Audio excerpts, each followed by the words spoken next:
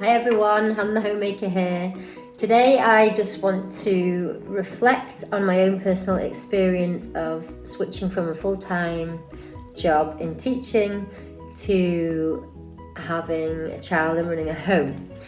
And I want to talk about the rather naive thought I had that it was, fairly easy to fit in running a home with looking after children.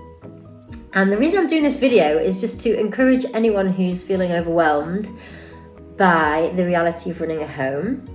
And I've got something here that I would like to read out. This is a book called The Little Book of Hints and Wrinkles.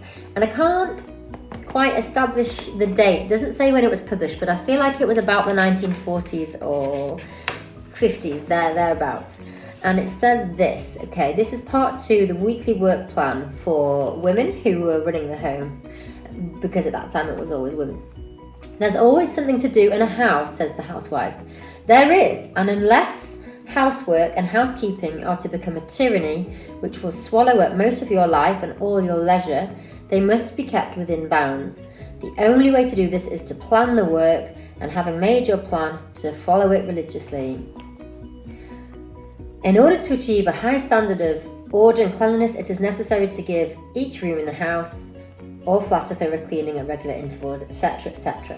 And then it goes on, I love books like this, to break down the week. Monday, this, I think Monday was traditionally washing day, Tuesday this and Wednesday that.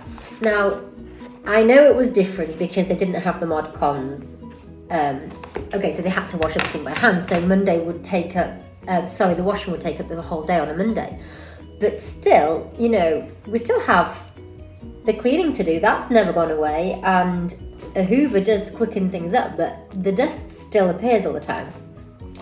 So what I want to say is, when you feel like you're failing and it shouldn't take this much time, and why is it so hard, and I'll never get it all done, I think go back to the reality that running a home is a full-time job. I used to think that Michael had the easier part of the deal. I had the easier part of the deal. Michael went to work and I did the house, and I had this desire to make sure everything was perfect when he came back from work because he'd had the harder day. And now I think actually the mental load that you have when you're running a home and everywhere you look there's a job to do, it's quite a hard load to carry. And it is definitely a full-time job, more than a full-time job.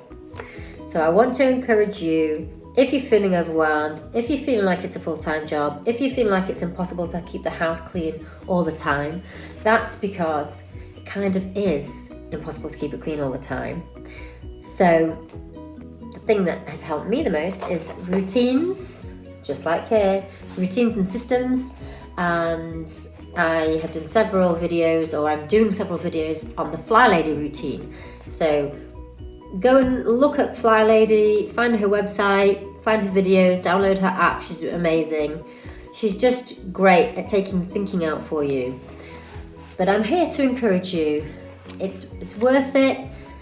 Creating a home is a really lovely thing to do, not only for your family, but for everyone who you invite into your life. It's a really special vocation, and don't underestimate the value it has, and don't underestimate the planning and the thinking that it can take. But you're doing noble work. Bye for now.